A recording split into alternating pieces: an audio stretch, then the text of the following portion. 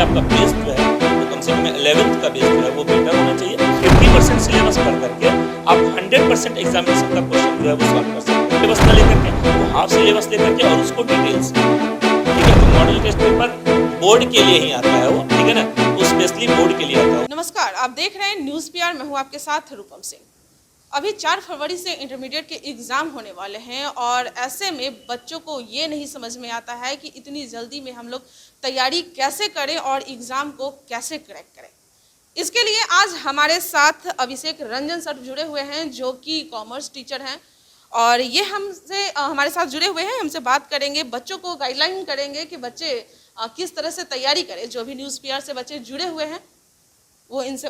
Sir, अभी intermediate के exam होने वाले हैं और बच्चे इतनी जल्दी में किस तरह से अपने आप को तैयारी करें? सबसे पहले वो सारे जो भी उनके पेपर हैं, उन पेपर में वो सबसे पहले जो उनका सिलेबस है, चूँकि अब सिलेबस में चेंजेस किया गया है कि आप 50% सिलेबस पढ़ करके आप 100% क्वेश्चन को सॉल्व कर सकते हैं, ठीक है। तो उसके लिए सबसे पहले आप चैप्टर वाइज स्टडी करें और चैप्टर वाइज स्टडी करके आप पहले उसमें वो देख लीजिए कि कौन कौन सा चैप्टर आपके मतलब फुल सिलेबस को कवर कर रहा है। उसके बाद आप उस चैप्टर को रिटेन कीजिए, उसके बाद मतलब टेस्ट प्रैक्टिस कीजिए। उसके बाद जो भी ऑब्जेक्टिव्स है, मॉडल टेस्ट पेपर आपको मार्केट में आया हुआ है, उसके लिए लगभग 200 से 250 ऑब्जेक्टिव है, उसको आप पढ़ लीजिए। अगर आप उसको पढ़ लेते हैं तो ओवरऑल आप 50 ऑब्जेक्टिव जो एग्जामिनेशन में आता है वो 50 मार्क्स का आता है। 2-2 मार्क्स का जो क्वेश्चन आता है वो आपको 15 आता है, तो वो 30 मार्क्स का हो गया। और 5 मार्क्स का जो क्वेश्चन आता है वो आपका टोटल 4 क्वेश्चन आता है 20 मार्क्स का। तो अगर आप 50 मार्क्स ऑब्जेक्टिव कन्वर्ट कर लेते, तब कन्फर्म कर लेते हैं, तो आपका उसके बाद जो सब्जेक्टिव क्वेश्चन होगा वो 50 मार्क्स का है। और उसमें अगर आप 70% भी क्वेश्चन अगर आप टच कर ले रहे हैं, सही तरीके से बना रहे हैं, तो ओवरऑल आपका मार्क्स 80% आ सकता है। क्योंकि पिछले साल भी हमारे यहाँ से पूरे मतलब स्टेट में जो सेकंड टॉपर था वो हमारे ही कोचिंग से थी, ब्यूटी रैस करके। तो उसका जो स्ट्रेटजी था पढ़ने का, जो पिछले बार जो हम लोग को मतलब किए थे, तो हमारा क्या होता है ना कि हम ऑब्जेक्टिव उन लोग को इस तरीके से याद कराते हैं कि मतलब आप रात में 2 बजे भी उठा करके पूछिएगा तो वो बता देंगे। वो मेरा अपना पढ़ाने का अलग तरीका है। तो उसके हिसाब से हम लोग को कवर करते हैं कि कम से कम 200 ऑब्जेक्टिव वो कंफर्म कर ले, क्योंकि उसके बाद उनका ऑब्जेक्टिव क्लियर हो गया। और ऑब्जेक्टिव क्लियर होने के बाद उनका जो सब्जेक्टिव क्वेश्चन है उस पर रिटन टेस्ट हम लोग लेते हैं। तो वो टेस्ट मतलब मान करके चलिए कि लास्ट मंथ में जो हम लोग का वो रेगुलर वे में टेस्ट चलता है, और उसमें हमारा मतलब ओवरऑल जो 80% से मार्क्स ला रहे हैं ज़्यादा, तो हम सर, आप उस तरह से करवाने, जो बच्चे आपके यहाँ नहीं पढ़ रहे हैं, मैं उन बच्चों की बात कर रही हूँ, जो बच्चे हम लोग का वीडियो देख रहे हैं, तो वो कैसे? हाँ, तो उनके लिए सबसे अच्छा अभी देखिए सर, मतलब गवर्नमेंट की तरफ से भी ये कोशिश किया जा रहा है कि आप पे कम पढ़ करके भी अच्छा मार्क्स ला सकते हैं। और पहले बिहार बोर्ड में ये चीज़ नहीं था, लेकिन अब क्या है कि आप 50% सिलेबस पढ़ करके आप 100% एग्जामिनेशन का क्वेश्चन जो है वो सॉल्व कर सकते हैं। क्योंकि पहले जो आपका ऑब्जेक्टिव आता था मतलब वो मतलब जितने मार्क्स का आता था उतना बनाना पड़ता था, लेकिन अब आपको 100 आ रहा है, उसमें 50 बनाना है। जो 2 मार्क्स का क्वेश्चन है वो आपका 30 क्वेश्चन आ रहा है, उसमें आपको 15 क्वेश्चन क्या करना है, सॉल्व करना है। तो कहने का मतलब है कि अब पहले की तरह आपको फुल सिलेबस स्टडी नहीं करना है, आपको हाफ सिलेबस स्टडी करके आप फुल सिलेबस को जो है वो कवर कर सकते हैं और 100% जो है वो स्कोर कर सकते हैं।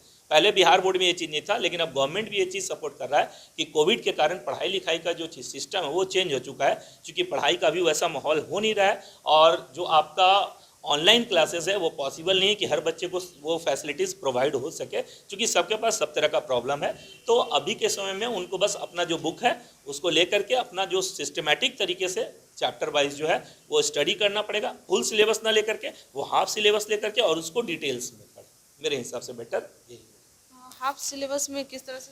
हाफ सिलेबस कहने का मीन्स है कि जैसे वो चैप्टर वाइज होता है ना, एक ग्रुप है, अभी तो कुछ दिन ही बचा हुआ है। हाँ, तो बस सिंपल मतलब बोलने का मतलब क्या होना कि अभी मॉडल टेस्ट पेपर एक आता है, ठीक है। तो मॉडल टेस्ट पेपर बोर्ड के लिए ही आता है वो, ठीक है ना, वो स्पेशली बोर्ड के लिए आता है। उस पर आप अगर पढ़ करके फोकस करते हैं तो उस पर आपका अच्छा खासा स्कोर आ सकता है, उसमें आपको डिटेल्स पढ़ने की जरूरत नहीं है। सर, एक और सवाल है कि सब लोग बोलते हैं प्रीवियस ईयर का क्वेश्चन देखिए। अकाउंट्स का जो न्यूमेरिकल क्वेश्चन है उसको सॉल्व करने के लिए आपको उसका बेसिक स्ट्रेटजी मालूम होना चाहिए। क्योंकि बेसिक स्ट्रेटजी कहने का मतलब है कि बेसिक रूल्स क्या होता है अकाउंट्स का।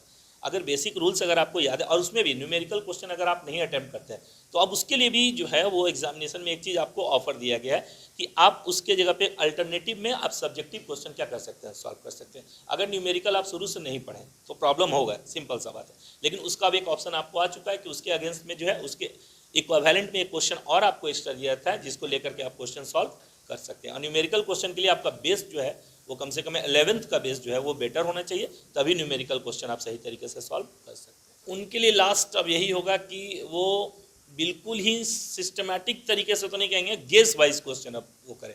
गेस वाइज करने का मतलब है कि वो अब मॉडल टेस्ट पेपर जो अब आपका है बेस वही है जो, तो उसी को लेकर के वो स्टडी करे, वो ज़्यादा बेटर होगा, क्योंकि बुक वाइज स्टडी करने के लिए अब समय आपके पास अवेलेबल नहीं हुआ। अब आप जो पढ़े हैं केवल आप उसको अब रिवीजन कर सकते हैं। अब आप इस समय में जो है वो बेसिक पीरियड से यानी स्टार्टिंग से जो है वो सिलेबस को कवर कर पाना पॉसिबल नहीं।